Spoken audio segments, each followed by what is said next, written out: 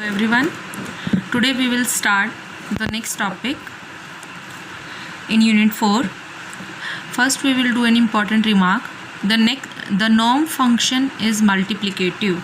ये हमने पहले भी किया है. norm function multiplicative होता है. Since any fractional ideal can be written uniquely in the form AB inverse where A and B are ideals of QK, norm of AB inverse किसके equal होगा? norm of A by norm of B. Now QK हम अगर Z1 to Zn इसके basis के elements लेते हैं तो QK किसके इक्वल होता है? ZW1 अप टू ZWN के सम के इक्वल. देन इफ़ P कोई प्राइम नंबर है देन PQK किसके इक्वल होगा? यहाँ राइट पे भी P से मल्टीप्लाई कर देंगे हर एलिमेंट को तो ZPW1 अप टू ZPWN के इक्वल आ जाएगा. And so norm of ideal generated by P कैसे डिफाइन करते हैं? P की power n where n is the degree of K over Q. ये हमारे नेक्स्ट रिजल्ट में वैल्यू यूज़ होगी. Norm of P is equal to P की power n. Now we will do an important exercise before doing the definition of ramification in ideals. If we write PQK as its prime factorization, PQK को अगर हम इसके prime factorisation की form में लिखते हैं तो इसका प्राइम फैक्टराइजेशन क्या हो? Suppose P1 E1 up to PG EG, ये हमने इसका प्राइम फैक्टराइजेशन लिखा है. Suppose where PIs are distinct prime ideals show that NPI is a power of P. हमें प्रूव करना है कि norm of PI that is a power of P. ये पावर ऑफ P है and that if norm of P अगर है PI की power FI then summation I1 to G EI FI is equal to N. इनका individual हर एक P1 P2 up to these का power जो नॉर्म है वो पावर ऑफ P आएगा, small p. And norm of P अगर हम लेते हैं तो that is equal to PI FI where summation EI FI is equal to N. अब देखिए क्योंकि P ये प्राइम पावर फैक्टराइजेशन है तो ये सब आइडियल्स जो हैं आपस में को प्राइम होंगे. तो P1 कोई भी दो ले लेते हैं PI PJ, वो आपस में अगर को प्राइम आइडियल्स हैं तो PI की पावर EI एंड PJ की पावर EJ भी को प्राइम होंगे. सो उनका सम QK के इक्वल होगा. को प्राइम के केस में हमने लास्ट रिजल्ट में किया था तो A plus B is equal to QK लिया था वहाँ हमने. If A and B coprime है here PI and PJs are coprime so this is equal to QK for I not equal to J. Now QK divides PQK. ठीक है, अब हमने PQK last जो theorem की थी उसमें वहाँ हमने PQK की जगह पर A यूज़ किया था. तो PQK को हम क्या लिख सकते हैं? इसकी प्राइम पावर फैक्टराइजेशन ये है तो QK by P1 E1 plus QK by P2 E2 up to QK by PG EG. ठीक है, now by Chinese remainder theorem in the last video PN देखिए इसका नॉर्म क्या हो गया? नॉर्म ऑफ PQK P की पावर n अभी हमने डिफाइन किया where n is the degree of K over Q. And इसका नॉर्म किसके इक्वल होगा? Norm of P1 E1 second norm of P2 E2 up to norm of PG EG. ये Chinese remainder theorem का result है कि अगर हमारे पास इस तरह से गिवन है तो नॉर्म हमारा ऐसे डिफाइन होता है नॉर्म ऑफ PQK के इक्वल. अब नॉर्म हमारे पास नॉर्म का रिजल्ट होता है कि इसको हम ऐसे रिप्रेजेंट कर सकते हैं. नॉर्म ऑफ P1 की पावर E1 को नॉर्म ऑफ P1 की पावर पूरे की पावर E1 लिख सकते हैं. अब देखिए PN हमारा इसके इक्वल है तो नॉर्म ऑफ सिर्फ अगर हम फर्स्ट की बात करें नॉर्म ऑफ P1 हमारा क्या आ जाएगा? इन सब की वैल्यू जो प्रोडक्ट है that is equal to P की पावर n. इसका मतलब ये भी P की कुछ पावर है, हर एक PI की सम पावर होगा. Suppose this is P norm of P1 is equal to P1 की power F1, norm of P2 is P2 की पावर F2. अब साथ में इनकी पावर्स भी हैं तो इसकी पावर E1 क्या हो जाएगी? P1 की पावर E1 F1. फिर नॉर्म ऑफ P2 की पावर E2 हो जाएगा P2 की पावर F2 E2. ऐसे ही नॉर्म ऑफ PG EG की पावर क्या हो जाएगी? PG FG EG. ठीक है, सो टोटल पावर यहाँ पर P की n है और यहाँ पर टोटल P की पावर कितनी हो जाएगी? F1 E1 F2 E2 up to FG EG का sum. That means n is equal to this.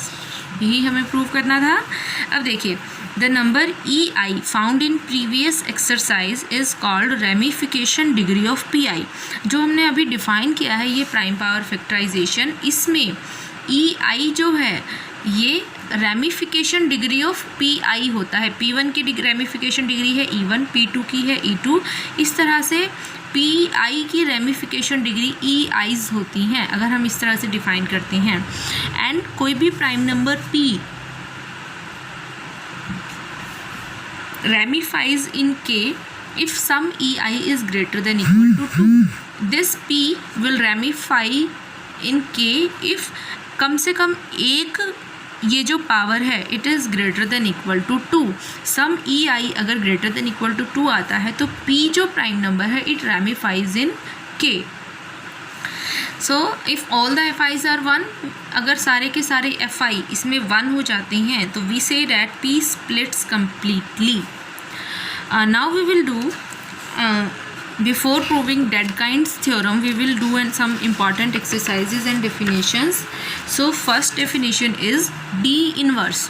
D inverse देखिए कैसे डिफाइन करना है, इसमें वो सारे K के एलिमेंट्स आएंगे such that trace of XQK is contained in Z. X Q K का ट्रेस जो है अगर इंटीजर है, इंटीजर्स में कंटेन्ड है, तो वो सारे एक्स जो हैं वो डी इन्वर्स के एलिमेंट्स होते हैं. X belongs to K, trace of X Y for Y belongs to Q K is belongs to Z. Integer value आती है अगर ये, तो ये एक्स जो है वो डी इन्वर्स से बिलोंग करते हैं. Now next definition is different of an algebraic number field. किसी भी एल्जेब्राइक नंबर फील्ड का डिफरेंट हम कैसे डिफाइन करते हैं? The fractional ideal inverse of D inverse, जो हमने डी इन्वर्स डिफाइन किया है, इसका फ्रैक्शनल आइडियल इन्वर्स उसको डिफरेंट कहते हैं एल्जेब्राइक नंबर फील्ड के का. It is denoted by D. तो डी डिफरेंट होता है और उसको हम डिफाइन कैसे करते हैं? Fractional ideal inverse of D inverse. Now we have an important exercise here. Different of an algebraic number field is an ideal of QK. किसी भी algebraic number field का different जो है वो QK का ideal होता है. ठीक है, तो सॉल्यूशन देखिए. Let D be the fractional ideal inverse of D inverse. D जो है वो हम fractional ideal inverse of D inverse define किया है डिफरेंट हमने. So D D inverse is equal to Q K. Q K यहाँ identity है. So D D inverse and D inverse D is equal to Q के. Now since D is a fractional ideal of Q K, अब देखिए D जो है देखिए D जो है वो फ्रैक्शनल आइडियल होता है क्यू के का. एंड डी, सो इसका मतलब क्या हो गया? डी क्यू के मॉड्यूल है जो के में कंटेन्ड है. सो हमें प्रूव क्या करना है कि डी जो है डेट इज़ एन डिफरेंट जो है that is an ideal of Q K. So we have to only prove D is contained in Q K. D Q K में कंटेन्ड है तो आइडियल हो जाएगा. क्यू के का हर मॉड्यूल जो है वो उसका आइडियल होता है. सो वी क्लेम, सबसे पहले डी इन्वर्स जो है वो नॉन एम्प्टी है, 1 उससे बिलोंग करता है, ये हम प्रूव करेंगे. अब देखिए 1 डी इन्वर्स से कैसे बिलोंग करता है? 1 के से बिलोंग करता है. और अगर हम 1 इंटू क्यू के का ट्रेस लेंगे तो trace of Q K equal आएगा.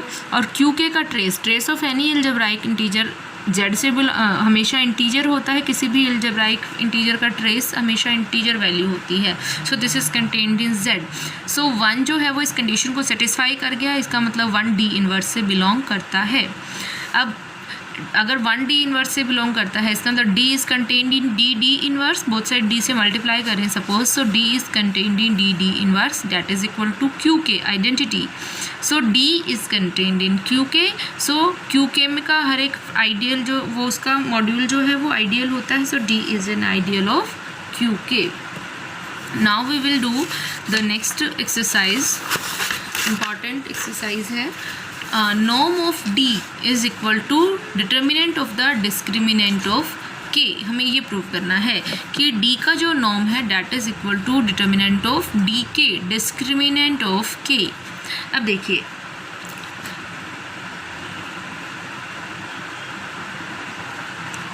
अब D जो है यहाँ डिफरेंट है तो डी इन्वर्स फ्रैक्शनल आइडियल होता है क्यू के का.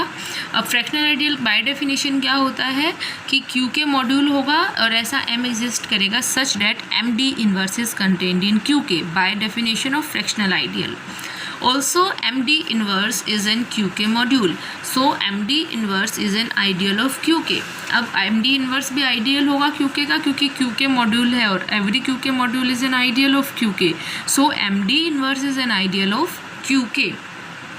नाउ देखिए, अगर हम W1 टू WN ये इंटीग्रल बेसिस ऑफ K लेते हैं तो D इनवर्स का इंटीग्रल बेसिस क्या हो जाएगा, W1 star W2 star up to WN star such that trace of WI WJ is equal to del I J. Integral basis में हम ये डेफिनेशन लेकर चलते हैं। नाउ D इनवर्स किस को हम कैसे रिप्रेजेंट कर सकते हैं, क्योंकि उसके बेसिस में ये एलिमेंट्स हैं तो उसको हम कैसे रिप्रेजेंट करेंगे, ZW1 star plus ZW2 star up to ZWN star. उसको कॉम्पैक्ट फॉर्म में लिख लिया हमने, summation I1 to N ZWI star. अब बोथ साइड m से मल्टीप्लाई कर देते हैं, so M D inverse is equal to summation I1 to N ZMWI star. Both side m से मल्टीप्लाई किया, m समेशन के अंदर आ गया, इसके साथ मल्टीप्लाई कर दिया। अब देखिए MWI स्टार किससे बिलोंग करता है, क्योंकि WI स्टार D इनवर्स के बेसिस के एलिमेंट हैं, so MWI star belongs to MD inverse and MD inverse is contained in QK, क्योंकि ये इसका फ्रैक्शनल आइडियल की डेफिनेशन से। और QK कैसे रिप्रेजेंट कर सकते हैं हम, QK के बेसिस के एलिमेंट्स हैं W1 to WN, so summation I1 to N ZWI। ये इंटीग्रल बेसिस की डेफिनेशन से QK is equal to this. अब देखिए MWI स्टार किसके इक्वल आ गया, ये हमारा MWI स्टार इससे बिलोंग कर गया, ठीक है। MWI star belongs to this. So अगर AIJ Z के एलिमेंट लेते हैं तो इसको हम कैसे, MWI स्टार हमारा किसके इक्वल हो जाएगा, summation J1 to N AIJ WJ के इक्वल हो जाएगा। तो WI स्टार क्या हो जाएगा, M को नीचे ले आए, इधर डिवीज़न में आ जाएगा तो AIJ बाई M WJ हो जाएगा। एक वैल्यू ये आ गई हमारी सेकेंड इक्वेशन। अब ये AIJ जो है मैट्रिक्स, इसको हम कैपिटल A मैट्रिक्स मान लेते हैं और जो AIJ बाई M आई है इसको हम C मैट्रिक्स मान लेते हैं। अब देखिए WI बिलोंग करता है D इनवर्स से। कैसे करता है D इनवर्स से WI बिलोंग, क्योंकि WI QK से बिलोंग करता है, ठीक है। QK का है ये बेसिस के एलिमेंट्स हैं तो WI QK से बिलोंग करता है और D इनवर्स जो है वो QK के इक्वल है, सो इसका अंदर D इनवर्स QK को डिवाइड करता है और D इनवर्स अगर QK को डिवाइड करता है that means QK is contained in D inverse. So WI belongs to D inverse है हमारे पास। और D इनवर्स को हमने कैसे डिफाइन किया है, क्योंकि D इनवर्स के बेसिस के एलिमेंट ये हैं WI stars, so summation J1 to N ZWJ star. D inverse को हमने ऐसे डिफाइन किया है, ऊपर हमने I लिया था वेरिएबल, अब हम J ले रहे हैं, इससे कोई फ़र्क नहीं पड़ता, डिस्टिंग्विश करने के लिए वेरिएबल चेंज कर दिया है। अब WI बिलोंग करता है D इनवर्स से और D इनवर्स हमारा इसके इक्वल है तो WI भी इसके इक्वल आ जाएगा। फॉर सम Z हमने ले लिया, BIJ belongs to Z। So WI is equal to summation J1 to N BIJ WJ star. अब ये जो BIJ है इसको हम B मैट्रिक्स मान लेते हैं, ठीक है। सो अब देखिए एक इक्वेशन आई है ये WI स्टार समेशन ये है CWJ और WI is equal to summation BWJ star.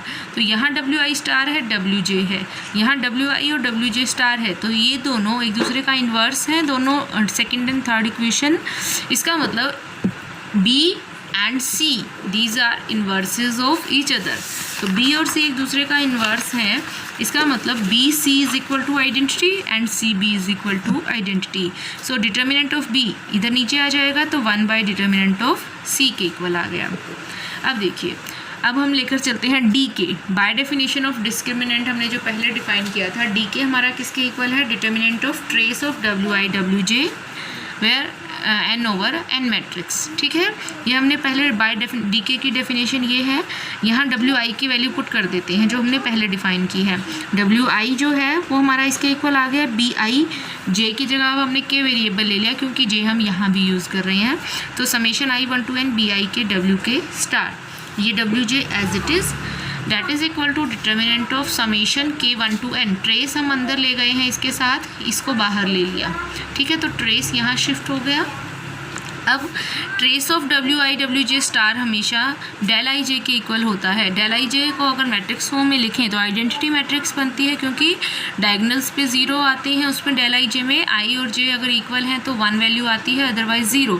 Date means del I J हमारी क्या होती है, आइडेंटिटी मैट्रिक्स। तो आइडेंटिटी से अगर इसको मल्टीप्लाई करेंगे तो यही बचेगी सिर्फ B मैट्रिक्स, ठीक है। और इसको हमने B नोटेशन दी थी, तो DK is equal to determinant of B. Now as MD inverse is an ideal of QK, ठीक है, सच डैट MD इनवर्स जो है वो हमारा इसके इक्वल आया था, अभी हमने पीछे डिफाइन किया था.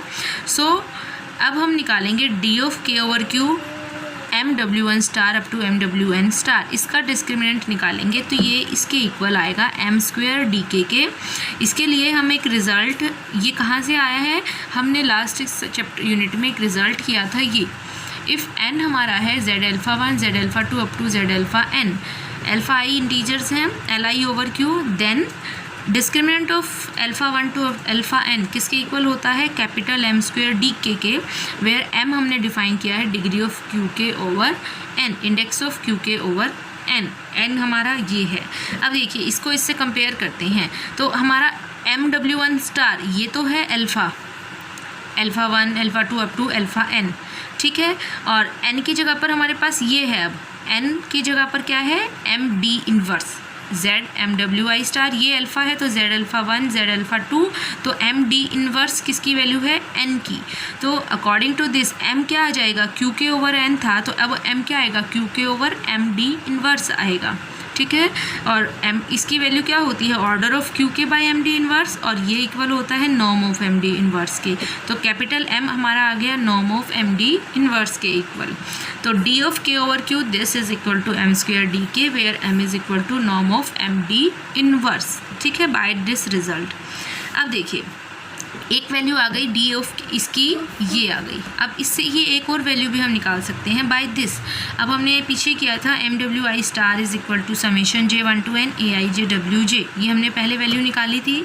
तो according to this discriminant of this क्या हो जाएगा हमारा, ये क्या है, डिटर्मिनेंट ऑफ, ये हमने A नोटेशन दी थी इसको, तो डिटर्मिनेंट ऑफ A का स्क्वायर और WI's का सम क्या हो जाएगा, DK के इक्वल. सो एक वैल्यू इसकी यहाँ से ये आ गई, determinant of A square DK. तो दोनों को अगर हम कंपेयर करें तो दोनों के लेफ़्ट में सेम वैल्यू है, राइट में इसके ये है और इसके ये, तो दोनों राइट वाली वैल्यूज़ इक्वल आ गई हमारे पास. तो डिटर्मिनेंट ऑफ A स्क्वायर हमारा किसके इक्वल आ गया, यहाँ से इन दोनों को कंपेयर करें तो m स्क्वायर के इक्वल आ गया, और m की वैल्यू हमने निकाली है m norm of MD inverse. So determinant of A किसके इक्वल आ गया, norm of MD inverse, square both side cancel कर दी, norm of MD inverse D. अब क्योंकि D इनवर्स Q के मॉड्यूल है तो इसको हम Q के D इनवर्स भी लिख सकते हैं. So mod of determinant of A किसके इक्वल आ गया, नॉर्म ऑफ M Q के नॉर्म ऑफ D इनवर्स, क्योंकि नॉर्म जो है that is a multiplicative function, तो हमने इसको और इसको सेपरेट कर लिया, ठीक है. अब इसकी वैल्यू क्या आएगी, नॉर्म ऑफ M Q के, अभी हमने पीछे डिफाइन किया था P Q के, उसकी वैल्यू थी P की पावर n, जबकि डिग्री थी n. अब है नॉर्म ऑफ M Q के, तो m की पावर n आ जाएगा, क्योंकि डिग्री अभी भी n है, बेसिस के n एलिमेंट्स हैं. नॉर्म ऑफ D इनवर्स यही एज इट इज़. अब नॉर्म ऑफ D इनवर्स किसके इक्वल आ गया, m की पावर n इधर ले आते हैं, नीचे आ जाएगा 1/n की पावर m की power n, determinant of AIJ, A हमने ये था. अब इसको डिटर्मिनेंट के अगर अंदर लेके जाएंगे तो क्या आ जाएगा, दिस बाय m हो जाएगा, क्योंकि डिटर्मिनेंट से बाहर लाते हैं तो m की पावर n बाहर आता है, क्योंकि ये n ऑर्डर की मैट्रिक्स n/n की. तो इसको हमने वापस अंदर लिखा तो AIJ बाय m आएगा. और ये कौन सी मैट्रिक्स डिफाइन की थी हमने, C नोटेशन दी थी, तो this is equal to determinant of C. तो अब ND इनवर्स किसके इक्वल होगा, 1/ND के. डिटर्मिनेंट ऑफ C हमने ऊपर निकाला था 1/डिटर्मिनेंट ऑफ D के इक्वल, और डिटर्मिनेंट ऑफ B हमने यहाँ निकाला था, किसके इक्वल आया था, by equation 5 DK is equal to determinant of B. So determinant of B की जगह पर हमने पुट कर दिया यहाँ पर DK, तो norm of D is equal to DK, यही हमें प्रूव करना था. Hence we have prove the theorem.